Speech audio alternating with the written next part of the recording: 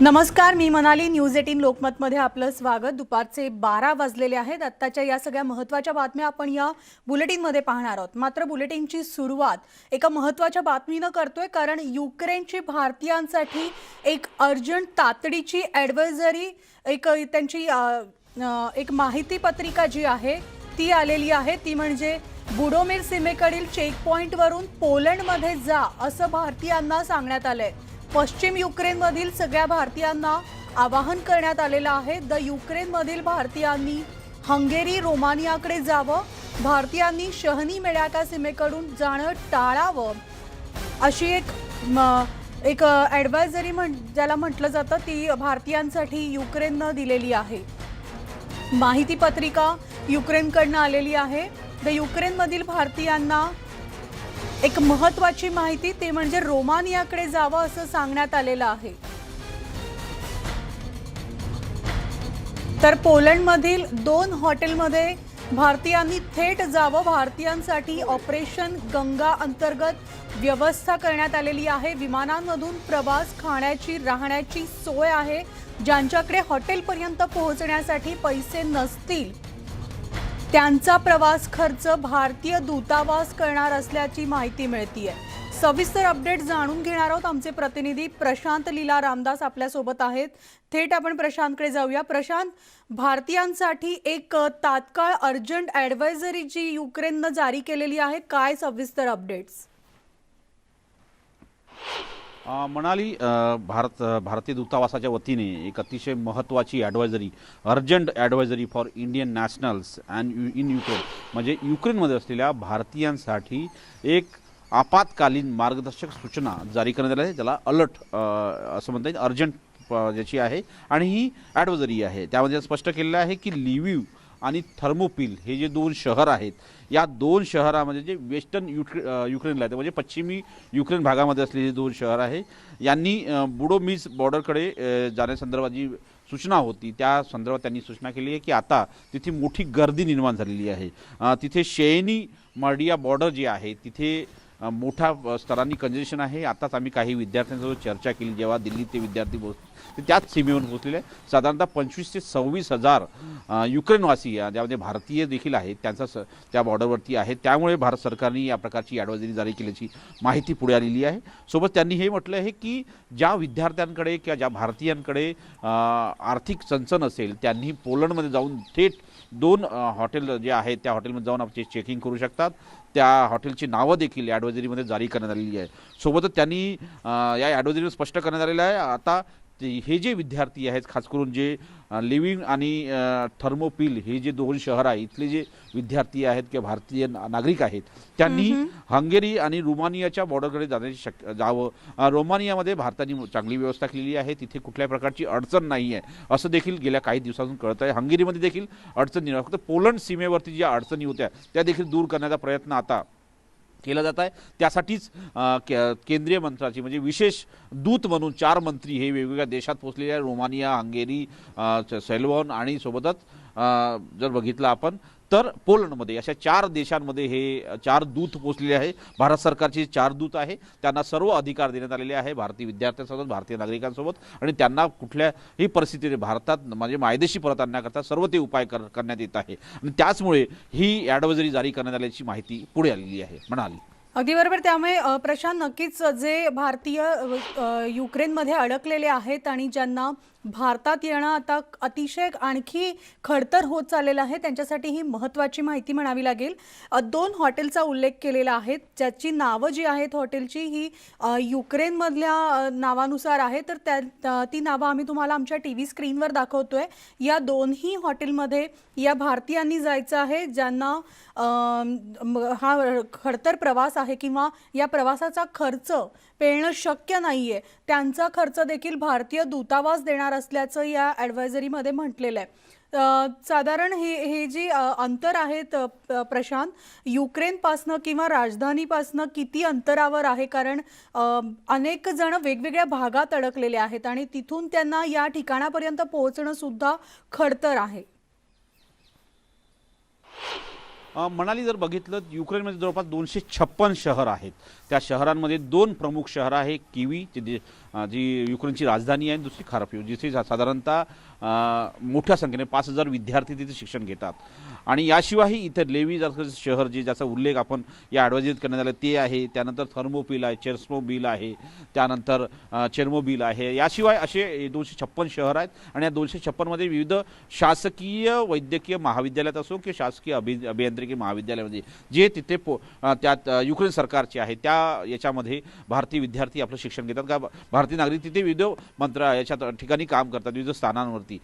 त्यामध्ये जर बघितलं आपण तर जसं लेवी ही शहर जे आहे साधारणतः पोलंड सीमेपासून 70 किमीच्या अंतरावरती आहे. त्यानंतर खार्किव्ह जे शहर बघितलं आपण तर ते शहर रशियाच्या सीमेपासून साधारणतः 40 किलोमीटरच्या अंतरावरती आहे. सगळ्यात जास्त जी एक अतिशय भयावह स्थिती जी आहे ती खार्किव्ह आणि कीव या शहरामध्ये आहे. याशिवाय आता रशियन आर्मीने साधारणतः 3 ते 4 शहरं हे स्वतःकडे ताब्यात घेतल्याची माहिती पुढे आलेली आहे आणि बहुतांश साधारणतः 25 तारखेपासून युक्रेनमधून पलायनाला सुरुवात झाली होती.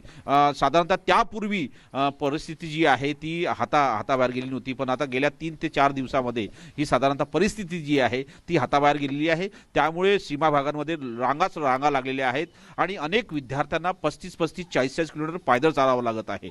त्यामुळे त्यांना देखील अडचणी निर्माण झाल्या. अनेकांना वैद्यकीय सुविधा देखील घेण्याची गरज आहे. त्यामुळे ह्या सगळ्या पार्श्वभूमीवर बघितलं तर आता त्या सर्व भारतीय विद्यार्थ्यांना असो की भारतीय नागरिकांना मायदेशी परत आणणं हे अतिशय कठीण होणार आहे. कारण की अगदी बरोबर जे आहे. सीमेपर्यंत पोहोचेल आणि त्यांनाच त्यासाठी आणता येईल. भारत सरकार खरं तर अगदी अतोनात प्रयत्न करत आहेत जेणेकरून युक्रेनमध्ये अडकलेले भारतीय मायदेशी सुखरूप परततील. धन्यवाद प्रशांत या सविस्तर माहितीसाठी. मात्र आत्ताची ही आपण थेट दृश्य पाहतोय ही युक्रेनमधल्या खार्किव्ह इथली दृश्य आहेत. भयावह परिस्थिती आपण या दृश्यांमधनं पाहतोय. एकूणच अंदाज लावू शकतो की सध्या युक्रेनमध्ये काय चाललेलं आहे. न्यूज 18 च्या हाती एक्सक्लुझिव्ह ही दृश्य आहेत. इमारतीवर हवाई हल्ला करण्यात आलेला आहे आणि त्यामुळे इमारतीचं नुकसान झालंच आहे. अनेक इमारतीचा भाग जो आहे तो जळून खाक झालेला आहे. आगीचे लोळ आपल्याला हवेत पसरलेले पाहायला मिळत आहेत. तर प्रचंड धूर आगीचा लोळ या संपूर्ण परिसराला त्यानं वेढलेलं आहे आणि अगदी जमिनीवरचं आपण जर पाहिलं तर खाली सुद्धा या हवाई हल्ल्यामुळे रस्त्यावर नुकसान झालेलं आहे. संपूर्ण परिसर जो आहे तो एकूणच उद्ध्वस्त झालेला पाहायला मिळतोय.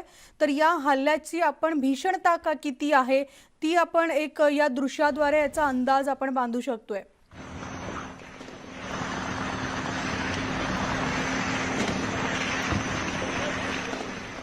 तर खार्किव्ह शहरात रशियन सैन्यानं शिरकाव केलेला आहे.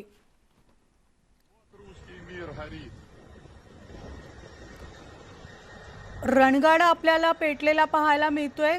या रशियन सैन्याला तितकाच जोरदार प्रतिहल्ला युक्रेनकडनं केला जातोय. मात्र खार्किव्ह शहराला रशियन सैन्याचा वेढा घातलेला पाहायला मिळतोय. अनेक ठिकाणी हवाई हल्ले हवाई बॉम्ब हल्ले सुद्धा करण्यात येत आहेत.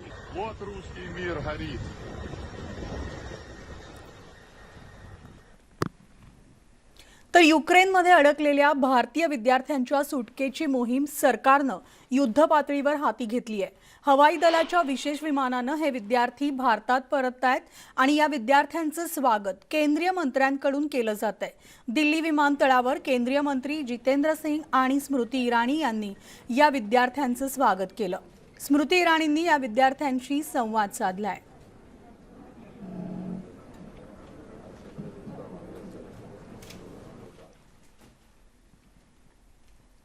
तर ऑपरेशन गंगा मोहिमेअंतर्गत युक्रेनमध्ये अडकलेल्या भारतीय विद्यार्थ्यांच्या सुटकेसाठी केंद्रीय मंत्री विविध देशात दाखल झालेत.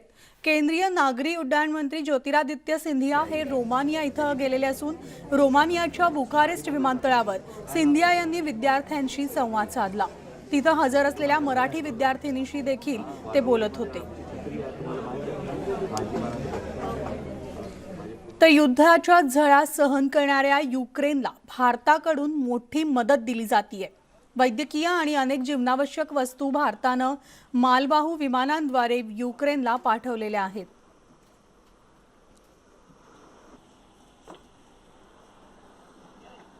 तर C-17 विमानानं रेस्क्यू ऑपरेशन केलं जात आहे आणि त्याची नेमकी वैशिष्ट्य काय आहेत आपण ग्राफिक्सच्या माध्यमातून पाहणार आहोत. C-17 या विमानाद्वारे वैद्यकीय सेवा पुरवली जाते, रेस्क्यू ऑपरेशन केले जाते। हे जगातील सगळ्यात मोठ्या मालवाहतूक विमानांपैकी एक आहे। 800हून अधिक नागरिकांचं रेस्क्यू या विमानानं शक्य आहे। तर विमानाला 8 इंजिन आहेत आणि विमानाला रिव्हर्स गिअर सुद्धा आहे। तर विमानाची लांबी 174 फूट आणि रुंदी ही 170 फूट, तर विमानाची उंची 55 फूट आहे। एका वेळेस 77 टन वजन पेलण्याची क्षमता या विमानात असून एकाच वेळेस 3 हेलिकॉप्टर्स, 2 ट्रक किंवा अगदी रणगाडे देखील नेता येणं शक्य आहे।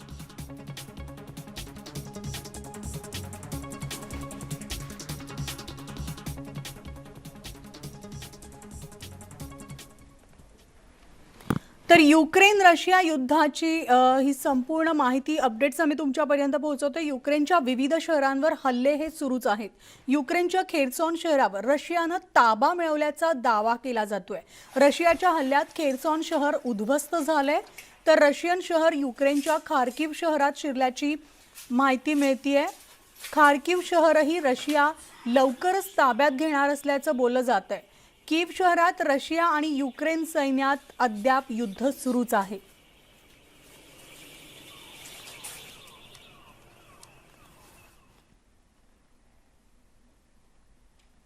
तर युक्रेननं रशियाला जोरदार प्रत्युत्तर दिलंय। रशियाचे रणगाडे युक्रेननं नष्ट केलेले आहेत। युक्रेन हल्ल्याचं ड्रोन फुटेज समोर आलेलं आहे आणि युक्रेनच्या हल्ल्यात रशियाचा रणगाडा नष्ट झालाय।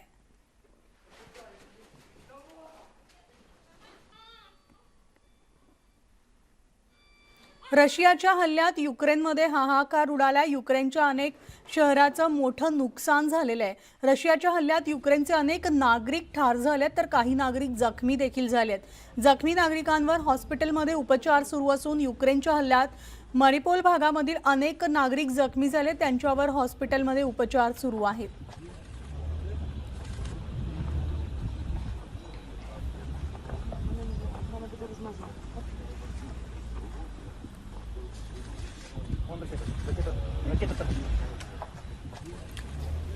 ही दृश्य आहेत युक्रेनमधली। जमिनीवरून हवाई हल्ले असे चारही बाजूने युक्रेनला रशियानं वेढलेलं आहे। क्षेपणास्त्रांचा मारा तिथं केला जातोय, त्यामुळे युक्रेनमध्ये ही भीषण परिस्थिती निर्माण झालेली आहे। संपूर्ण परिसराची दयनीय अवस्था झालेली आपण पाहतोय। हायटेक तंत्राचा वापर करत रशियन सैन्यानं जोरदार युक्रेनवर आक्रमण केलेलं आहे।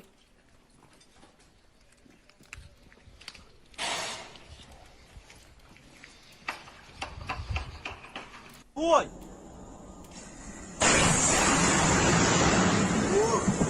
Ебать, красавчик, чего? Следующий!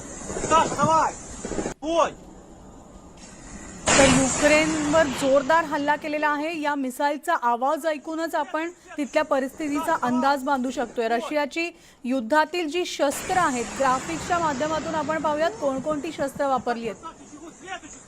तर BM-30 हेवी रॉकेट लॉन्चर रशियानं तिथं वापरलेलं आहे। तिसरं शस्त्र आता आहे ते BMPT टर्मिनेटर टँक। हा टँक शत्रूची विमानं सुद्धा पाडू शकतं, तेवढी कपॅसिटी या टँकची आहे। तर TOR M2 विमान विरोधी क्षेपणास्त्र सुद्धा रशियानं वापरलेलं आहे। पाचवं शस्त्र KA-52 ॲलिगेटर हेलिकॉप्टर आहे आणि सहावं शस्त्र T-80 मॅन बॅटल टँक। ही सगळी अत्याधुनिक टेक्नॉलॉजी असलेली शस्त्र आहेत आणि सुखोई सुद्धा या हल्ल्यात वापरण्यात आलेला आहे। तर TU-95 स्ट्रॅटेजिक हेवी बॉम्बचा सुद्धा वापर रशियानं केलेला आहे। इस्कंदर बॅलिस्टिक क्षेपणास्त्र आहे, ज्याची हल्ल्यामध्ये तीव्रता ही अतिशय भीषण असते। त्याचबरोबर हेवी रॉकेट लॉन्चर देखील आहे। आजूबाजूचा परिसर या संपूर्ण क्षेपणास्त्रांमुळे कसा उद्ध्वस्त झालेला आहे हे आपण दृश्यातनं पाहतोय।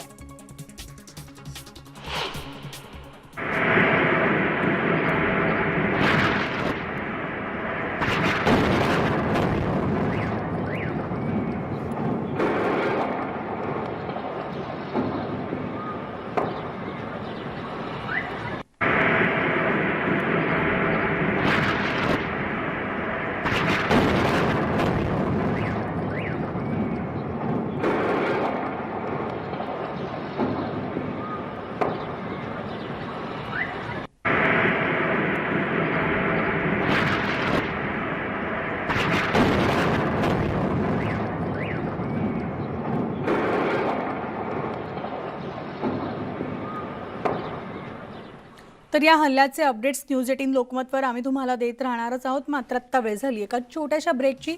ब्रेकनंतर लगेचच परततोय. पाहत राहा न्यूज 18 लोकमत.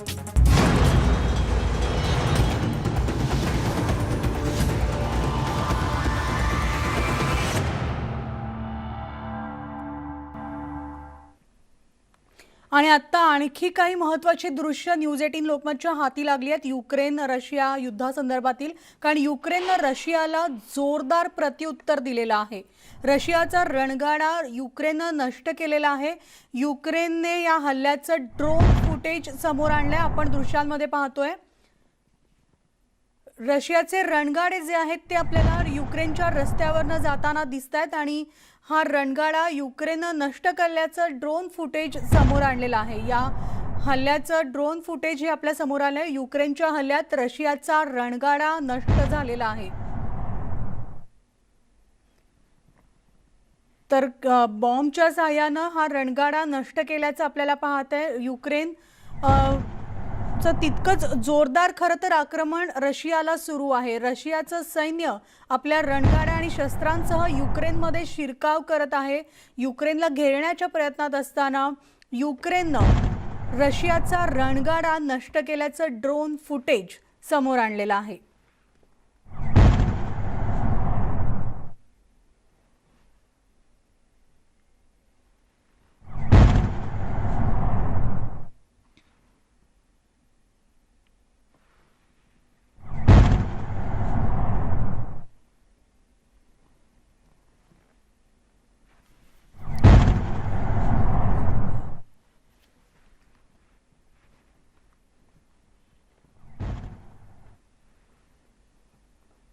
तर रशिया आणि युक्रेनमध्ये सुरू असलेल्या युद्धात अमेरिका नेमकी काय भूमिका घेणार याकडे संपूर्ण जगाचं लक्ष लागलं होतं. आणि त्यातच आता अमेरिकेचे राष्ट्राध्यक्ष जो बायडेन यांनी युक्रेनला पाठिंबा दर्शवलाय. युक्रेनचे राष्ट्राध्यक्ष आणि नागरिक धैर्यानं या युद्धाला सामोरे जात आहेत तर लढा देत आहेत असं कौतुक बायडेन यांनी केलंय. रशियानं हे चुकीचं पाऊल उचललेलं असून या हुकुमशाहीला जोरदार प्रत्युत्तर देणार असल्याची भूमिका अमेरिकेनं स्पष्ट केली आहे. रशियावर कठोर निर्बंध लादून आर्थिक कोंडी करण्यात येणार आहे. तसंच रशियासाठी अमेरिकेनं त्यांची हवाई हद्द देखील बंद करण्याची घोषणा केली आहे. अमेरिका युक्रेनला $1 बिलियन अर्थसहाय्य करणार आहे. अमेरिका युद्धात मात्र थेट सहभागी होणार नसली तरी नाटो देशांच्या संरक्षणासाठी अमेरिका कटिबद्ध असल्याचं बायडेन म्हणाले.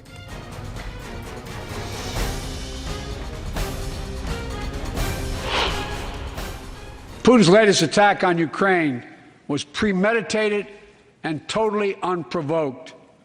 He rejected repeated efforts at diplomacy. He thought the West and NATO wouldn't respond. He thought he could divide us at home in this chamber, in this nation. He thought he could divide us in Europe as well. But Putin was wrong.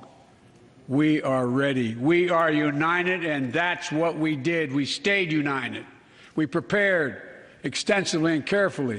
We spent months building coalitions of other freedom-loving nations in Europe and the Americas, from America to the Asian and African continents, to confront Putin. He has no idea what's coming. The ruble has already lost 30% of its value. The Russian stock market has lost 40% of its value, and trading remains suspended. The Russian economy is reeling, and Putin alone is the one to blame. Together with our allies, we're providing support to the Ukrainians in their fight for freedom. Military assistance, economic assistance, humanitarian assistance. We're giving more than $1 billion of direct assistance to Ukraine, and will continue to aid the Ukrainian people as they defend their country and help ease their suffering. To every Ukrainian, their fearlessness, their courage, their determination literally inspires the world. Groups of citizens blocking tanks with their bodies. Everyone from students to retirees to teachers turned soldiers defending their homeland. And in this struggle, President Zelensky said in his speech to the European Parliament, light will win over darkness. The Ukrainian ambassador to the United States is here tonight, sitting with the First Lady. Let each of us, if you're able to stand and send an unmistakable signal to the world of Ukraine. Thank you. आणि यानंतर खार्किवमध्ये रशियानं एक मोठा हल्ला केल्याची नुकतीच breaking बातमी मिळतेय. रशियाच्या हल्ल्यात 21 जण ठार झाले असल्याची माहिती समोर येतेय. तर युक्रेनचे 100 नागरिक जखमी झालेले आहेत. खार्किवच्या अनेक भागांमध्ये जोरदार हल्ले सुरू आहेत. आत्ताची ही महत्त्वाची बातमी आपल्याला मिळतेय ती म्हणजे रशियानं एक जोरदार हल्ला केलेला आहे खार्किवमध्ये. रशियाच्या या हल्ल्यात 21 जण ठार झालेले असून 100 नागरिक जखमी झालेले आहेत.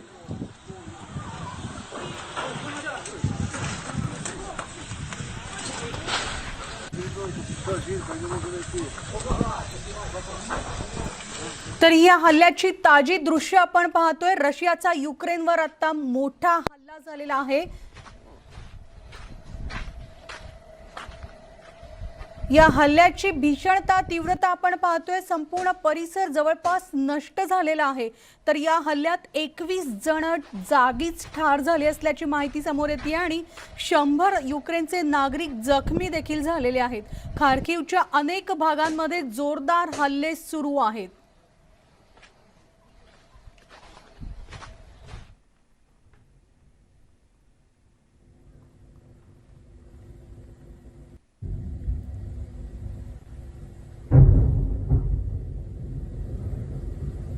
खार्किव परिसरामध्ये बॉम्ब हल्ले सुरू आहेत. आपण दृश्यांमध्ये पाहतोय अतिशय जोरदार हल्ला खार्किवमध्ये झालेला आहे. बॉम्बचे धमाके, भीषण आवाज, आगीचे लोळ, धुरांचे प्रचंड लोळ जे आहेत ते आपल्याला हवेत दिसतात.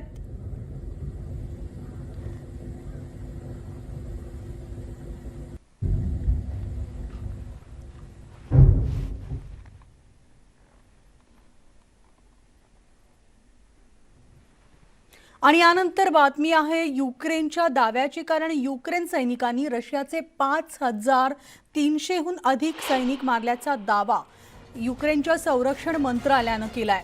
तसंच रशियाची 29 लढाऊ विमानं पाडल्याचा दावाही रशियाकडून करण्यात आलाय. इतकंच नाही तर रशियाचे 29 हेलिकॉप्टर्स पाडल्याचा दावा युक्रेनकडनं करण्यात आलाय. युक्रेनच्या हद्दीत घुसण्याचा प्रयत्न करत असलेले रशियाचे 191 रणगाडे उद्ध्वस्त करण्यात आलेले आहेत.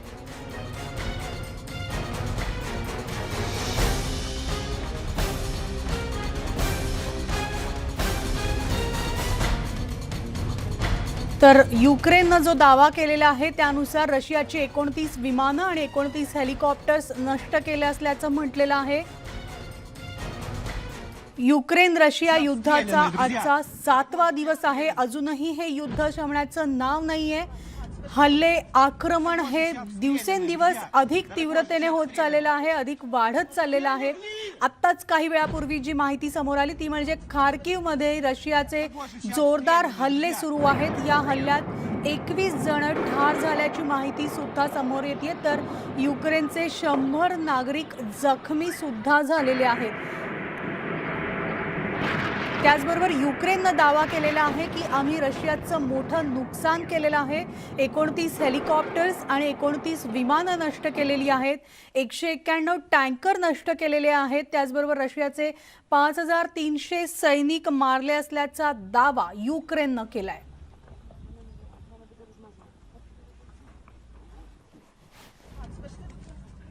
Дорогожичи обстреляны, друзья! Дорогожичи обстреляны! Все легли! Дорогожичи обстреляны, друзья! Дорогожичи обстреляны! Все легли! Дорогожичи обстреляны, друзья! Дорогожичи обстреляны! Все легли!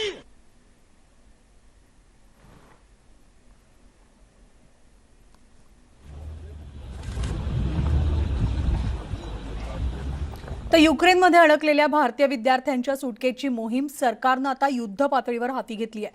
हवाई दलाच्या विशेष विमानानं हे विद्यार्थी भारतात परततायत आणि या विद्यार्थ्यांचं स्वागत केंद्रीय मंत्र्यांकडून केलं जातंय. दिल्ली विमानतळावर केंद्रीय मंत्री जितेंद्र सिंग आणि स्मृती इराणी यांनी या विद्यार्थ्यांचं स्वागत केलं. तर स्मृती इराणींनी या विद्यार्थ्यांशी संवादही साधलाय.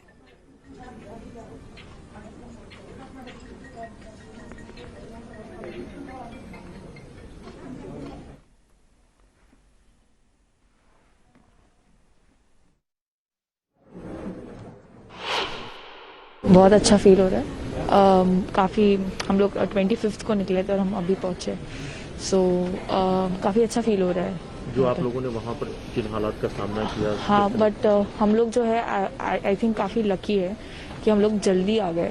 तो और भी काफ़ी सारे बच्चे हैं वहाँ पे, and I hope government reach out to them and help them.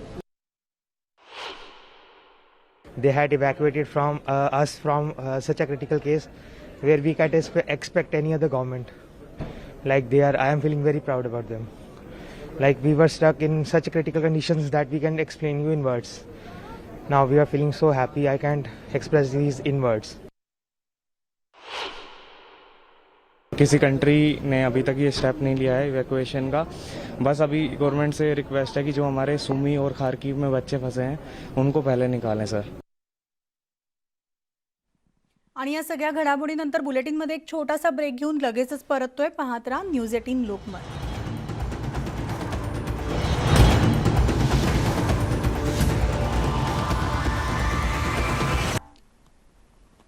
ब्रेकनंतर पुन्हा एकदा आपलं स्वागत आहे आणि आपण पाहतोय रशिया युक्रेन युद्धासंदर्भातल्या सगळ्या महत्त्वाच्या घडामोडी। तर केंद्र सरकारच्या ऑपरेशन गंगाला आणखी वेग आलेला आहे, कारण युक्रेनमधली परिस्थिती अजूनच भीषण होत चाललेली आहे।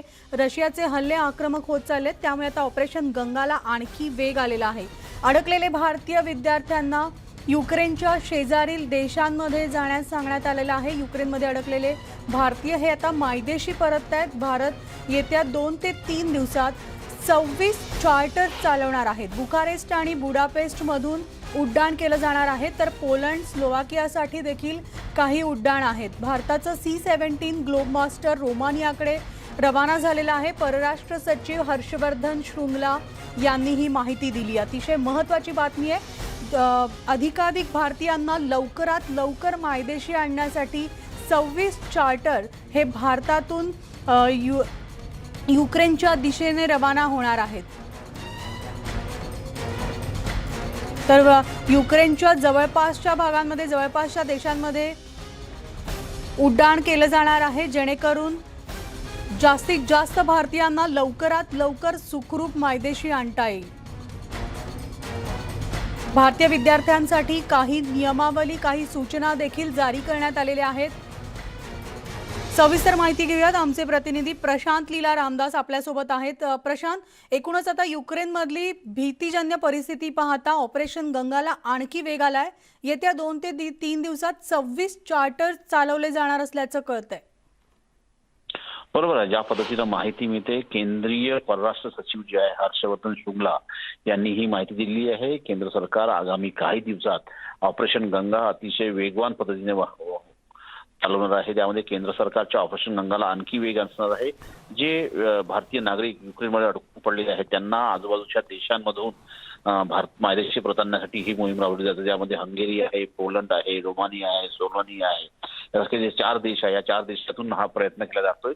आणि सोबतच भारतात येत्या 2 ते 3 दिवसात 26 चार्टर चालवण्यात येणार असल्याची माहिती पुढे आली आहे। बुखारेस्ट आणि बुडापेस्ट म्हणून हे उड्डाण करणार असल्याची माहिती प्राप्त झालेली आहे। पोलंड आणि स्लोवाकियासाठी देखील काही उड्डाण करण्यात येणार आहे। सोबतच नुकतंच हवाई दलाचे उपप्रमुख जे आहेत त्यांनी देखील माहिती दिली आहे की आम्ही भारताचे C-17 ग्लोबल मास्टर जे विमान आहे ते देखील साधारणतः 4 फेऱ्या करणार आहोत आणि ते देखील रोमानियाच्या दिशेने रवाना करणार आहोत। साधारणतः असं बघितलं आपण, पोलंड, स्लोवाकिया, रोमानिया आणि हंगेरी या 4 देशातून युद्ध स्तरावरती आता ही मोहीम राबवण्यात येणार आहे। आणि कारण की आगामी 3 ते 4 दिवसांमध्ये सगळ्यांना भारतात परत आणण्याचा प्रयत्न केंद्र सरकारचा आहे, कारण की आता परिस्थिती तिथे हळूहळू हाताबाहेर जात आहे म्हणाली। अगदी काही वेळापूर्वीच प्रशांत एक ॲडवायझरी सुद्धा युक्रेनमधल्या अडकलेल्या भारतीयांसाठी जारी करण्यात आली होती। त्यामध्ये नेमकं काय काय नमूद करण्यात आलं होतं? कारण आता सिच्युएशन, तिथली परिस्थिती अधिकाधिक एक थोडी गंभीर होत चालली आहे। अनेक जण पॅनिक होत असतील, त्यांच्यासाठी काय सूचना आहेत? महत्त्वाचं म्हणजे नुकतीच एक भारताच्या दूतावासाने जे वॉर्सोमध्ये आहे त्यांनी एक ॲडव्हायझरी जारी केली आहे किंवा मार्गदर्शक सूचना जारी केलेली आहे। खास करून जे भारतीय नागरिक युक्रेनमध्ये राहतात त्यांच्यासाठी आहे। त्या संदर्भात त्यांनी स्पष्ट केलं की लिव्ह आणि थर्मोपिल या ज्या आणि यांच्याशिवाय इतर जागा हे जे खास करून पश्चिमी युक्रेनमध्ये जागा आहेत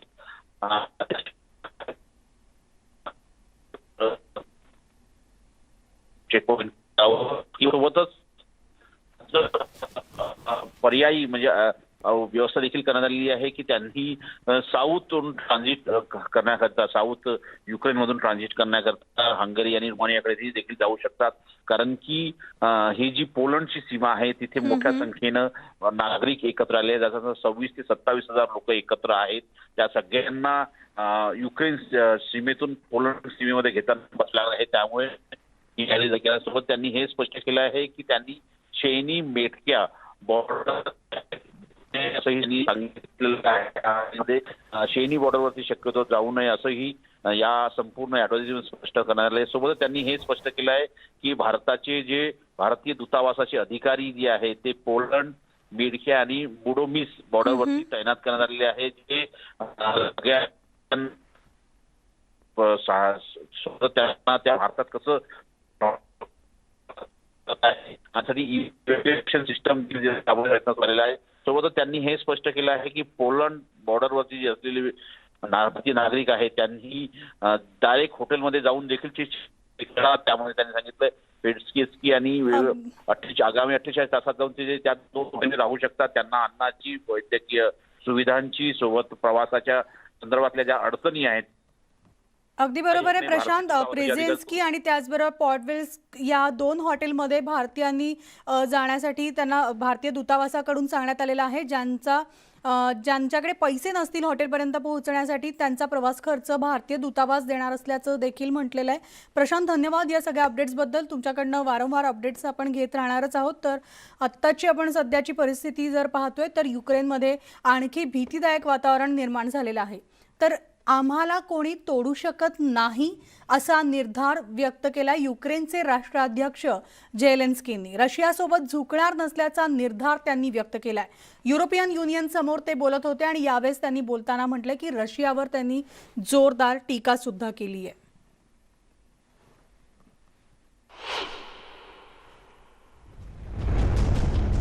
परिस्थिती गंभीर, झेलेन्स्की खंबीर. आम्हाला कुणीही तोडू शकत नाही. युक्रेनच्या राष्ट्राध्यक्षांचा निर्धार. Light will win over death and light will win over darkness. European union समोर बोलताना युक्रेनचे राष्ट्राध्यक्ष व्लादिमीर झेलेन्स्कींचा हा निर्धार युक्रेनच्या प्रत्येक नागरिकांच्या वतीनं ते युरोपियन युनियन समोर व्यक्त करतायत. त्यांचा हाच निर्धार रशियानं आक्रमण केल्याच्या दिवसापासून दिसून येतोय. रशियानं आक्रमण केल्यानंतर त्यांच्या समोर झुकणार नाही असा पवित्रा घेत झेलेन्स्की थेट सैनिकी वेशात रणांगणात उतरले. रशियन सैन्य कीवच्या सीमेकडे येत असतानाच इंच लढू असा त्यांनी निर्धार व्यक्त केला. अमेरिकेनं ठेवलेला एक्झिट प्लॅन फेटाळून लावत रशियाशी लढण्यासाठी शस्त्र द्या अशी मागणी करत त्यांनी झुकेगा नहीचा निर्धार व्यक्त केला. युरोपियन युनियन समोर व्हिडिओ कॉन्फरन्सिंगद्वारे बोलताना त्यांनी आम्ही आमच्या जमिनीसाठी आणि आमच्या स्वातंत्र्यासाठी लढत असल्याचं अधोरेखित केलं. We are fighting just for our land and for our freedom. Незважаючи на те, що зараз заблоковані усі великі міста нашої держави, ніхто в нашу свободу і в державу не зайде. Повірте мені, кожна площа сьогоднішнього дня, як би вона не називалась, вона буде називатися площею свободи. В кожному місті нашої держави. Ніхто не зламає нас. Ми сильні, ми українці. या परिषदेत बोलताना त्यांनी रशियाचे अध्यक्ष व्लादिमीर पुतीन यांच्यावर जोरदार निशाणा साधला. युरोपियन युनियन समोर बोलताना त्यांनी पुतीन यांच्यावर कठोर शब्दात निशाणा साधला. रशियानं केलेल्या हल्ल्यात लहान मुलंही मृत्युमुखी पडल्याची माहिती त्यांनी जगाला दिली. Вчора 16 дітей Yesterday, загинуло. 16 children were killed. І знов президент Путін скаже, що це And again, President якась там Putin is going to операція, і say ми that is some б'ємо kind of по operation and військовій we are інфраструктурі, hitting a military де наші infrastructure. діти, на яких вони Where військових заводах what kind of працюють, на military яких factories ракетах do they вони, може work вони в танках їздять, What tanks 16 are they дітей ти going вбив. with? Or launching cruise missiles. He killed 16 people just yesterday. European देशांनी मदत करावी असं आवाहन या भाषणादरम्यान झेलेन्स्कींनी केलं. झेलेन्स्कींच्या भावनिक भाषणानंतर European संसदेतल्या सर्व सदस्यांनी त्यांना उभं राहून अभिवादन केलं. त्यांच्या भाषणानंतर मिनिटभर टाळ्या वाजत होत्या. युक्रेनसमोर गंभीर परिस्थिती असली तरी झेलेन्स्की हे खंबीर असल्याचं त्यांच्या प्रत्येक कृतीतून आणि भाषणातून दिसून येत आहे. Bureau report, news 18 Lokmat. आणि यानंतर बातमी आहे युक्रेनच्या मुलांची, कारण युक्रेनची लहान मुलं सैनिकांच्या मदतीला धावून आलेली आहेत. मुलांनी सैनिकांच्या बचावासाठी जाळी तयार केली आहे. या जाळीमुळे रशियाच्या हल्ल्यापासून युक्रेनच्या सैन्याचं रक्षण होण्यास मदत होणार आहे. युक्रेनमधील चेर्नोमार्स्क शाळेतील मुलांनी सैनिकांच्या रक्षणासाठी संरक्षण जाळी तयार केली आहे. Помахайте в камеру.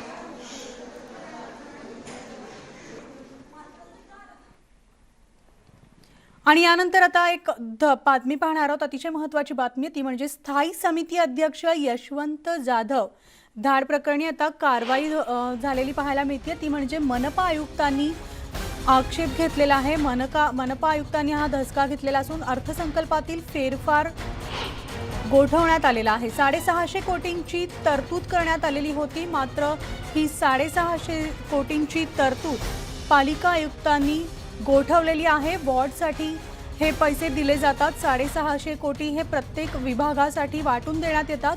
ही विशेष तरतूद जी होती अर्थसंकल्पामध्ये ही मंजूर झाल्यानंतर मात्र आता ही तरतूद महासभेपुढे आणताना गायब झालेली पाहायला मिळते. त्यामुळे या चौकशीचे पडसाद जे आहेत ते महापालिकेवर उमटलेले पाहायला मिळत आहेत.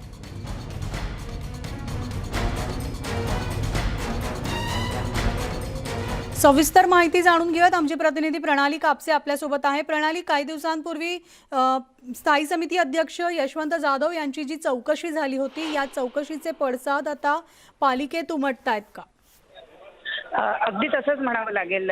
मनाली, आपण जर बघितलं तर स्थायी समिती अध्यक्षांच्या चौकशीनंतर त्या चौकशीचे धागेदोरे हे मुंबई महापालिका, त्याचे अधिकारी, त्याचे आयुक्त यांच्यापर्यंत पोहोचत आहे अशी चर्चा आहे. आणि म्हणूनच हा बदल करण्यात आल्याचा राजकीय वर्तुळामध्ये चर्चा आहे.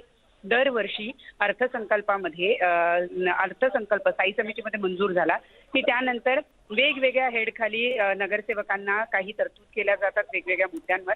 अशा जवळपास 650 कोटींच्या तरतूद यावेळेला खरं तर स्थायी समितीमध्ये मंजूर झाल्यानंतर करण्यात आलेली होती. आणि आज उद्या जेव्हा महासभा होणार आहे तर तेव्हा ही तरतूद येणं अपेक्षित होतं. परंतु आज जेव्हा पत्रक आलेलं आहे त्या पत्रामध्ये कुठेही या 650 कोटींची तरतुदीचा उल्लेख नाही. त्यामुळे आयुक्तांनी हे 650 कोटी रुपये गोठवले असल्याची माहिती मिळते आहे. हे जे चौकशीचे धागेदोरे आहेत हे जर उद्या महापालिकेतल्या अधिकाऱ्यांपर्यंत पोहोचले तर आपले हात कुठेही अडकू नये याच्यासाठीचा हा प्रयत्न असल्याचं बोललं जातं. आणि त्यामुळं हे 650 कोटी जे 227 नगरसेवकांकडे जाणार होते विविध हेडच्या अंतर्गत, ते आता गोठवण्यात आल्याची माहिती आहे. धन्यवाद प्रणाली या सविस्तर माहितीसाठी.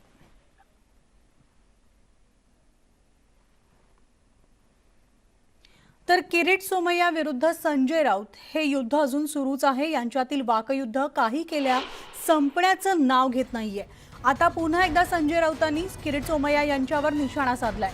पीएमसी घोटाळा, खंडणी यासारखी अनेक प्रकरणं आजपर्यंत दाबून ठेवण्यात आलेली होती. आता बरीच लोक समोर येऊ लागलेत आणि ते जर निर्दोष आहेत तर बाप बेटे अटकपूर्व जामिनासाठी का धावपळ करतायत असा सवाल राऊतांनी उपस्थित केलाय.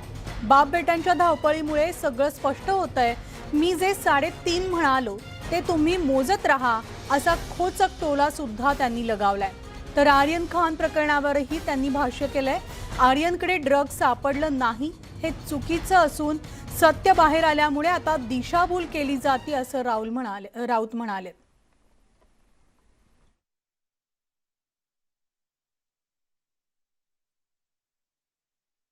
फिरौती के मामले हैं, एक्सटॉर्शन के मामले हैं, जो अब तक दबाए हुए थे, अब बहुत से लोग सामने आए हैं और धीरे धीरे आपको पता चलेगा। अगर कोई गलती नहीं है, कोई गुनाह नहीं किया है, तो बाप बेटे एंटीसिपेटरी बेल को क्यों भाग रहे हैं? अब तक तो भागम भाग नहीं हो रही थी। जब से मैंने सच को उजागर करने की कोशिश की है, तो ये बाप बेटे दर दर की ठोकरें खाते हैं, खाकर एंटीसिपेटरी बिल से इस कोर्ट से वहाँ, उस कोर्ट से वहाँ। एंटीसिपेटरी बिल की ज़रूरत आपको क्यों पड़ रही है? उसमें तो साफ है, आप देखिए क्या होता है। आणि यानंतर आता बातमी आहे ती म्हणजे पुण्यामध्ये तिघांचा दुर्दैवी अंत झालाय। शौचालयाची टाकी साफ करताना तिघांचा मृत्यू झालेला आहे। तर शौचालयाची टाकी साफ करत असताना कामगार या टाकीमध्ये पडले। एका तरुणाला वाचवण्यात यश आले। पुण्यातील हॉटेल प्यासा जवळची ही घटना आहे।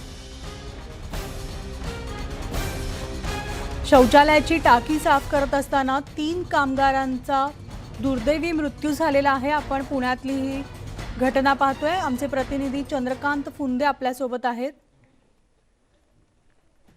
चंद्रकांत, काय सविस्तर अपडेट्स? म्हणाली सकाळी 10 वाजेची ही घटना आहे। खरं तर दुर्दैवी घटना म्हणावी लागेल, एका अर्थाने अपघातच, पण 3 कामगारांचा, गोरगरीब कामगारांचा याच्यात दुर्दैवी मृत्यू झालाय।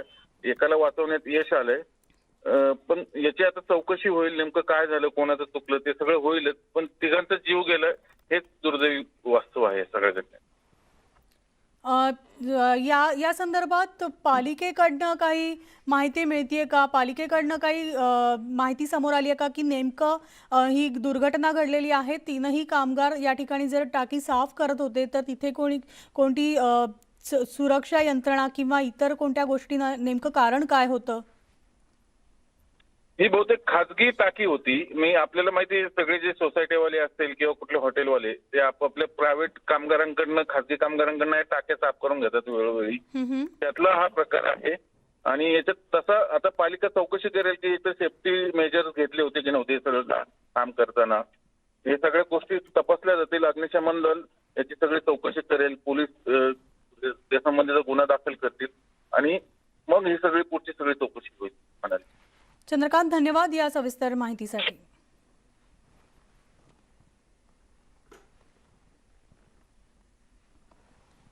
आणि यानंतर बुलेटिनमध्ये आत्ता वेळ झाली आज इथेच थांबण्याची। ताज्या बातम्यांसाठी तुम्ही पाहत राहा न्यूज 18 लोक।